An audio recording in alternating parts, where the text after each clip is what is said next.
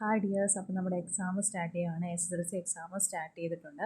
അപ്പോൾ March 16-നാണ് മാത്സിൻ്റെ exam വരുന്നത്. അപ്പോൾ എക്സാമിന് മുന്നേ നമുക്കറിയാം മാത്സിൽ കുറേ ഇക്വേഷൻസ് ഉണ്ട്. സോ എക്സാമിന് മുന്നേ ഒരു ക്വിക്ക് റിവിഷൻ പോലെ ഇക്വേഷൻസ് മാത്രം ഉൾപ്പെടുത്തിയ ഒരു വീഡിയോ ആണിത്. അപ്പോൾ ഫസ്റ്റ് തന്നെ അരിത്തമെറ്റിക് സീക്വൻസ് എന്താണെന്നൊക്കെ അറിയാമല്ലോ. നമുക്കൊരു കോമൺ ഡിഫറൻസ് കാണും, ആദ്യം ഒരു നമ്പർ കാണും, ഒരു കോമൺ ഡിഫറൻസ് ആഡ് ചെയ്ത് വരുന്നതാണ് അരിത്തമെറ്റിക് സീക്വൻസ് എന്ന് പറയുന്നത്. നെക്സ്റ്റ് നമുക്ക് ടേം ഡിഫറൻസ് അല്ലെങ്കിൽ പദവ്യത്യാസത്തെക്കുറിച്ചാണ് നമ്മൾ പറയുന്നത്. നമ്മൾ ഏതൊരു അരിത്തമെറ്റിക് സീക്വൻസ് എടുത്താലും അതിലെ ടേംസിൻ്റെ ഡിഫറൻസ് എപ്പോഴും കോമൺ ഡിഫറൻസിൻ്റെ മൾട്ടിപ്പിൾ ആയിട്ടായിരിക്കും വരുന്നത്. ഇവിടെ നോക്കി, ഇവിടെ 10th ടേം അതായത് x10 - x3 = 7d അല്ലേ. x10 - x3 7d. അതുപോലെ x13 - x4 = 9d. അതുപോലെ x23 - x10 = 13d. എന്ന് വെച്ചാൽ ഇതെല്ലാം എന്താണ്, ഏത് അരിത്തമെറ്റിക് സീക്വൻസിലെ ഏത് ടേംസിൻ്റെ ഡിഫറൻസ് എടുത്താലും നമുക്ക് അത് ഡിയുടെ മൾട്ടിപ്പിൾ ആയിട്ടായിരിക്കും വരുന്നത്. ആ ഒരു കാര്യം ഓർത്ത് വയ്ക്കുക. ഇപ്പോൾ എക്സാമ്പിൾ പറയുകയാണെങ്കിൽ x1 x2 x3 x4 x5 എന്ന് പറയുന്ന ഒരു അരിത്തമെറ്റിക് സീക്വൻസ് 10 13 16 19 22. അപ്പോൾ ഇതിൽ x5 - x നമ്മൾ ഏതെങ്കിലും ഒരു രണ്ട് ടേം തമ്മിൽ എടുക്കുക. x5ഉം x1ഉം എടുത്തു, ഡിഫറൻസ് എടുത്തു. 22 - 10 12 എന്ന് പറയുന്നത് കോമൺ ഡിഫറൻസ് 3യുടെ മൾട്ടിപ്പിൾ ആയിട്ട് തന്നെയല്ലേ വന്നിരിക്കുന്നത്. സോ അപ്പോൾ ആ ഒരു കാര്യം ഓർത്ത് വയ്ക്കുക. നമ്മളൊരു അരിത്തമെറ്റിക് സീക്വൻസിലെ ഏത് ടേംസിൻ്റെ ഡിഫറൻസ് എടുത്താൽ കിട്ടുന്നത് കോമൺ ഡിഫറൻസിൻ്റെ മൾട്ടിപ്പിൾ ആയിട്ടായിരിക്കും. നെക്സ്റ്റ് നമ്മൾ ഈ സെൻറ്റൻസിൽ എഴുതിയിരിക്കുന്നത് ജസ്റ്റ് ഒന്ന് വായിച്ച് നോക്കാം. അതിൻ്റെ എക്സ്പ്ലനേഷൻ ഞാൻ പറഞ്ഞുതരാം.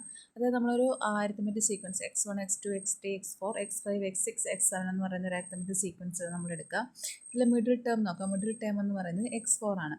അപ്പം എപ്പോഴും ഈ മിഡിൽ ടേം എന്ന് പറയുന്നത് മിഡിൽ ടേമിൻ്റെ രണ്ട് സൈഡിലും ഈക്വൽ ഡിസ്റ്റൻസിൽ നമ്മളിപ്പം രണ്ട് നമ്പേഴ്സ് എടുക്കുക. ഇപ്പം x4ൻ്റെ തൊട്ടടുത്ത് x3 ഉണ്ട്, തൊട്ടപ്പുറത്ത് x4 ഉണ്ട്. ഈക്വൽ ഡിസ്റ്റൻസ് ആണല്ലോ. അപ്പം ഈ ഡിസ്റ്റൻസ് തമ്മിൽ ആഡ് ചെയ്യുമ്പോൾ അത് ഈ രണ്ട് നമ്പേഴ്സ് ഈക്വൽ ഡിസ്റ്റൻസിലുള്ള നമ്പേഴ്സ് അല്ലെങ്കിൽ പദങ്ങൾ അല്ലെങ്കിൽ ടേംസ് തമ്മിൽ ആഡ് ചെയ്യുമ്പോൾ കിട്ടുന്നത് മിഡിൽ ടേമിൻ്റെ 2 ടൈംസ് ആയിരിക്കും. മിഡിൽ ടേമിൻ്റെ ഡബിൾ ആയിരിക്കും.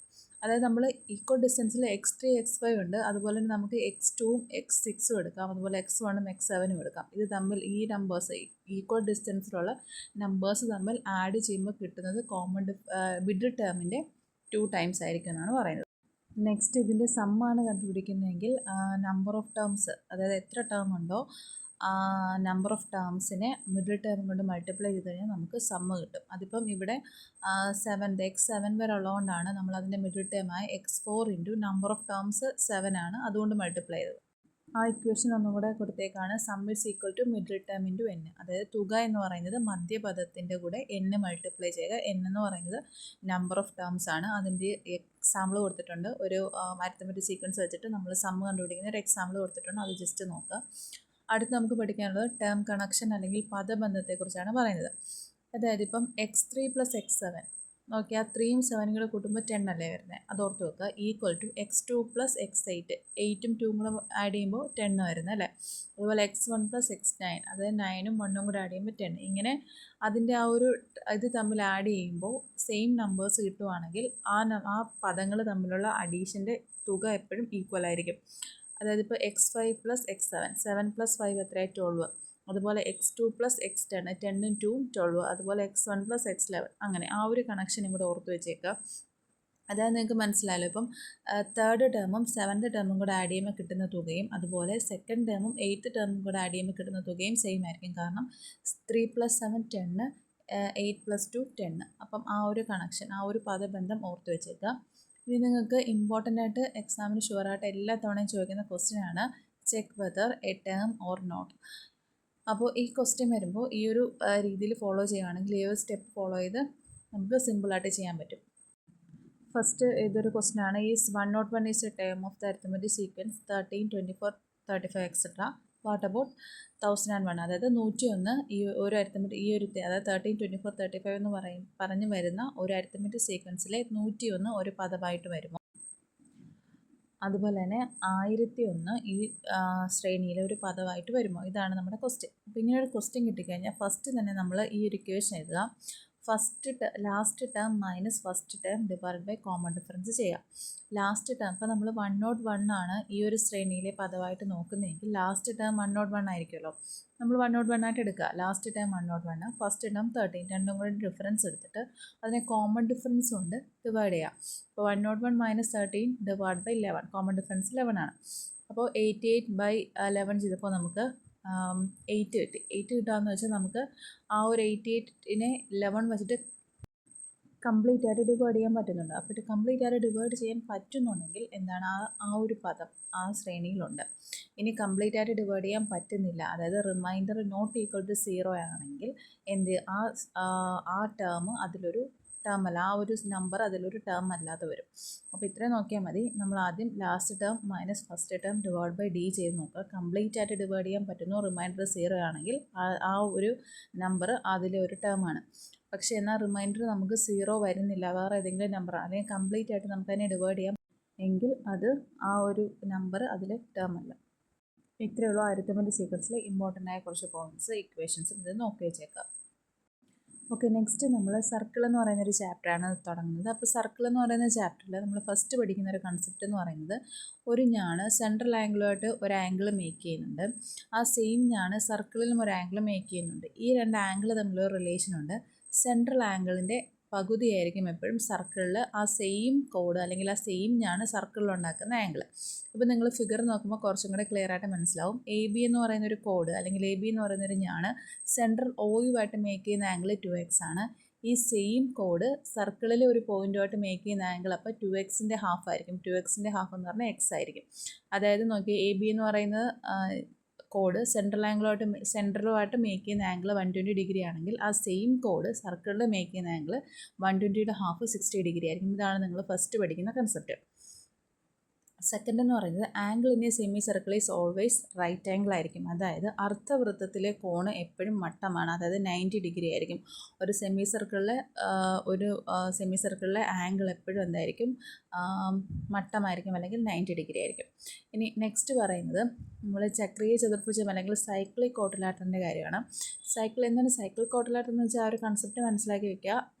ക്വാഡ്രിലാറ്ററിൽ അറിയാലോ, 4 പോയിൻറ്റ്സ് ആണ് അല്ലെ, 4 വെർട്ടെക്സ് ഉള്ള ഫിഗേഴ്സാണ് ക്വാഡ്രിലാറ്ററൽസ് എന്ന് പറയുമ്പോൾ.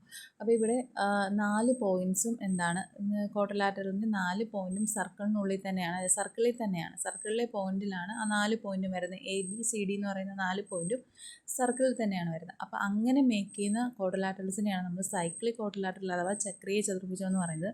ഇതിനൊരു പ്രത്യേകതയുണ്ട്. ചക്രീയ ചതുർഭുജത്തിൻ്റെ ഓപ്പോസിറ്റ് ആംഗിൾസിൻ്റെ സം 180 ഡിഗ്രി ആയിരിക്കും.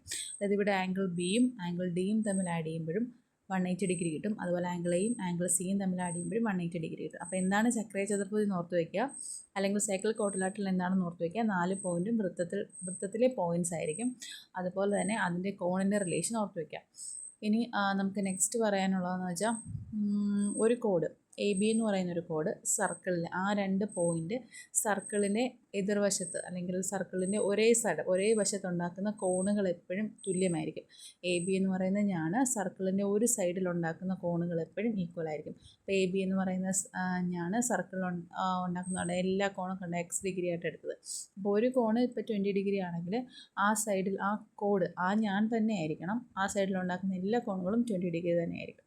ആ ഒരു കൺസെപ്റ്റ് ഓർത്ത് വയ്ക്കാം. നെക്സ്റ്റ് നമ്മൾ സൈക്ലിക് ക്വാഡ്രിലാറ്ററലിൻ്റെ വേറൊരു പോയിൻ്റാണ്. അപ്പം എ ബി സി ഡി എന്ന് പറയുന്നത് ആ ഒരു എ ബി സി ഡി മാത്രം നോക്കുക. എ ബി സി ഡി എന്ന് പറഞ്ഞ പോയിന്റ് നോക്കുമ്പോൾ അതൊരു സൈക്ലിക് ക്വാഡ്രിലാറ്ററലാണ്.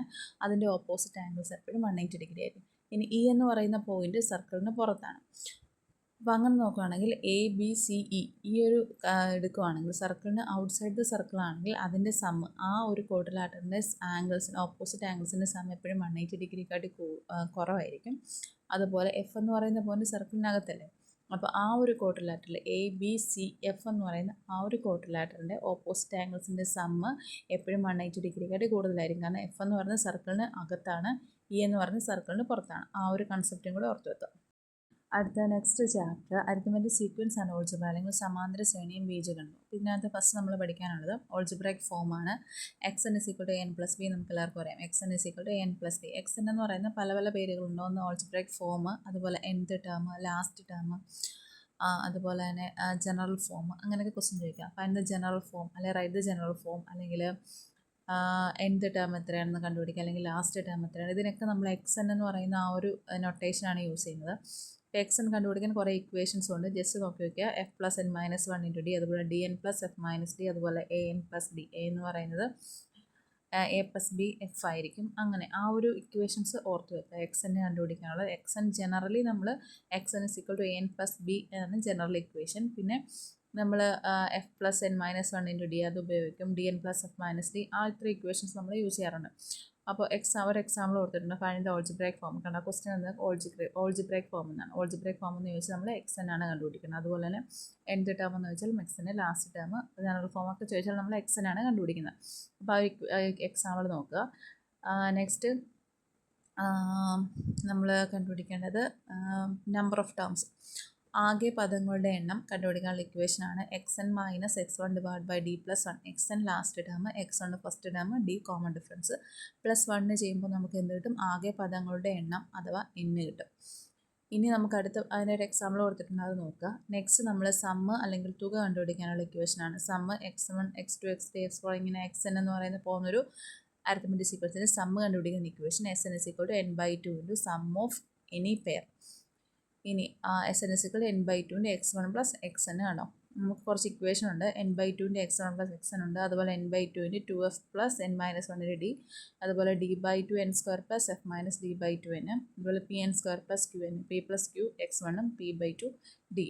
അപ്പോൾ ഇത്രയാണ് ഇമ്പോർട്ടൻ്റ് ആയിട്ട് നമ്മൾ ഈ ചാപ്റ്ററിൽ പഠിക്കുന്ന ഇക്വേഷൻസ്. പിന്നെ കുറച്ച് ഇക്വേഷൻസ് ഉണ്ട്. അതെന്താണെന്ന് വെച്ചാൽ നമ്മൾ ഈവൻ നമ്പറിൻ്റെ സമ്മ അങ്ങനെ കുറേ കണ്ടുപിടിക്കുന്നത്. അപ്പം ഒന്നിൽ തുടങ്ങുന്ന ആദ്യത്തെ എൻ എണ്ണൽ സംഖ്യകളുടെ തുക അല്ലെങ്കിൽ നാച്ചുറൽ നമ്പേഴ്സിൻ്റെ സമ്മ കണ്ടുപിടിക്കുന്ന equation S N is equal to N into N plus one by two. അതുപോലെ തന്നെ ഈവൻ നമ്പേഴ്സിൻ്റെ equation S N is equal to N into N plus one. അതുപോലെ തന്നെ ഓഡ് നമ്പേഴ്സിൻ്റെ equation S N is equal to N by N square. ഇത് even നമ്പേഴ്സിൻ്റെ, odd നമ്പേഴ്സിൻ്റെ, അതുപോലെ നാച്ചുറൽ നമ്പേഴ്സിൻ്റെ സമ്മ് കണ്ടുപിടിക്കുന്ന ഇക്വേഷനാണ്. അത് അപ്പോഴും ശ്രദ്ധിക്കാം. ഒന്നിൽ തുടങ്ങുന്ന ആദ്യത്തെ എൻ നാച്ചുറൽ നമ്പേഴ്സിൻ്റെ സമ്മിനാണ് നമ്മൾ ഈ ഇക്വേഷൻ വെച്ച് യൂസ് ചെയ്യുന്നത്. അതുപോലെ രണ്ടിൽ തുടങ്ങുന്ന ആദ്യത്തെ എൻ ഇരട്ട സംഖ്യകളുടെ തുകയാണ് നമ്മൾ ഈ ഇക്വേഷൻ യൂസ് ചെയ്ത് കണ്ടുപിടിക്കേണ്ടത്. അതുപോലെ വണ്ണിൽ തുടങ്ങുന്ന ആദ്യത്തെ എൻ ഒറ്റ സംഖ്യകളുടെ തുകയാണ് നമ്മൾ ഈ ഇക്വേഷൻ വെച്ച് കണ്ടുപിടിക്കുന്നത്. ഓക്കെ, നെക്സ്റ്റ് നമ്മൾ മാത്തമാറ്റിക്സ് ചാൻസ് അല്ലെങ്കിൽ സാധ്യതകളുടെ ഗണിതം. അപ്പം ഫസ്റ്റ് തന്നെ പ്രോബബിലിറ്റി നിങ്ങൾ ഓൾറെഡി ഈ ചാപ്റ്റർ എല്ലാം നോക്കി വെച്ചിട്ടുണ്ട്. ജസ്റ്റ് ഒരു ക്വിക്ക് റിവിഷൻ പോലെയാണ് നമ്മൾ ജസ്റ്റ് ഒന്ന് പറഞ്ഞു പോകുന്നേ ഉള്ളൂ. അതായത് പ്രോബബിലിറ്റിയുടെ equation number of favourable outcomes divide by total number of outcomes. അതുപോലെ സാധ്യത എന്ന് പറയുന്ന അനുകൂല ഫലങ്ങളുടെ എണ്ണം ഡിവൈഡ് ബൈ ആകെ ഫലങ്ങളുടെ എണ്ണം. ഇനി അടുത്ത ജോമെട്രിക് പ്രോബബിലിറ്റി അല്ലെങ്കിൽ ജാമിതീയ സാധ്യത. എപ്പോഴും നമുക്ക് ഈക്വലായിട്ട് ഡിവൈഡ് ചെയ്യാൻ പറ്റുന്നത് അല്ലെങ്കിൽ സെയിം ഷേപ്പ് ആക്കാൻ പറ്റുന്നതാണെങ്കിൽ സെയിം ഷേപ്പ് ആക്കിയിട്ട് നമ്മൾ പ്രോബബിലിറ്റി കണ്ടുപിടിക്കാം. ഇവിടെ അതുപോലെയാണ്. സെയിം ഷേപ്പാക്കി മാറ്റാം. നമുക്ക് രണ്ട് ഈക്വൽ ഷേപ്പാക്കി മാറ്റാൻ പറ്റുന്നുണ്ട്. അതുകൊണ്ട് നമ്മൾ ആ സെൻറ്റർ വെച്ച് ഡിവൈഡ് ചെയ്തിട്ട് രണ്ട് പാർട്ടായിട്ട് മാറ്റിയിട്ടാണ് നമ്മൾ പ്രോബബിലിറ്റി കണ്ടുപിടിക്കുന്നത്. ബാക്കി ചാപ്റ്റേഴ്സൊക്കെ നമ്മൾ അടുത്ത വീഡിയോസിൽ ചെയ്യുന്നതാണ്. കൂടുതൽ എന്തെങ്കിലും എക്സ്പ്ലനേഷനോ എന്തെങ്കിലും ഡൗട്ട്സോ ഉണ്ടെങ്കിൽ കമൻറ്റ് ചെയ്യുക. നോട്ട്സ് വേണമെങ്കിലും കമൻറ്റ് ചെയ്താൽ മതി കേട്ടോ.